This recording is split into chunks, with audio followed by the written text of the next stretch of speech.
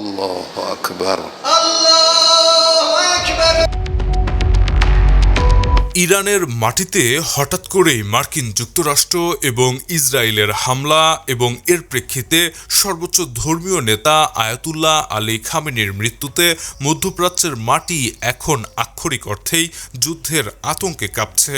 শনিবার সকালে ইরানের বুকে মার্কিন যুক্তরাষ্ট্রের চালানো আকস্মিক ও বিধ্বংসী ক্ষেপণাস্ত্র হামলা পুরো বিশ্বকে এক অনিশ্চিত ধ্বংসের দ্বারপ্রান্তে দাঁড় করিয়ে দিয়েছে।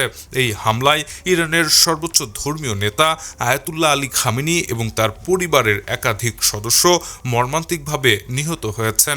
একই সঙ্গে প্রাণ হারিয়েছেন বেশ কয়েকজন শীর্ষ সামরিক কর্মকর্তা। যুক্তরাষ্ট্রের এই নজিরবিহীন আক্রমণ মধ্যপ্রাচ্যের ভূ রাজনীতিতে এক বড় ধাক্কা বলেই মনে করছেন বিশ্লেষকরা। তবে এই হামলার পর ইরান বিন্দুমাত্র সময় নষ্ট করেনি। নিজেদের সর্বোচ্চ ধর্মীয় নেতার হত্যার চরম বদলা নিতে তেহরান তাৎক্ষণিকভাবে ইসরায়েল এবং মধ্যপ্রাচ্যের বিভিন্ন মার্কিন সামরিক ঘাঁটি লক্ষ্য করে শক্তিশালী পাল্টা ক্ষেপণাস্ত্র নিক্ষেপ করা শুরু করেছে। এই ভয়াবহ সংঘাতে ইতিমধ্যে অন্তত 8 জনের মৃত্যুর খবর নিশ্চিত করা হয়েছে।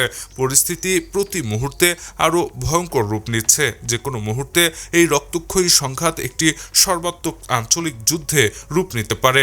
এই অভূতপূর্ব সামরিক সংঘাত আগামী দিনগুলোতে মধ্যপ্রাচ্যের মানচিত্র এবং দীর্ঘদিনের শক্তির ভারসাম্যকে চিরতরে বদলে দিতে পারে। এদিকে যুক্তরাষ্ট্রের এই বিধ্বংসী হামলার পেছনের আসল সত্যটি আরও ভয়ঙ্কর। প্রেসিডেন্ট ট্রাম্প নিজে থেকে এই হামলার সিদ্ধান্ত নেননি, বরং এই ধ্বংসযজ্ঞের নেপথ্যে কলকাঠি নেড়েছেন ইসরায়েলের প্রধানমন্ত্রী নেতানিয়াহু এবং সৌদি যুবরাজ মোহাম্মদ বিন সালমান।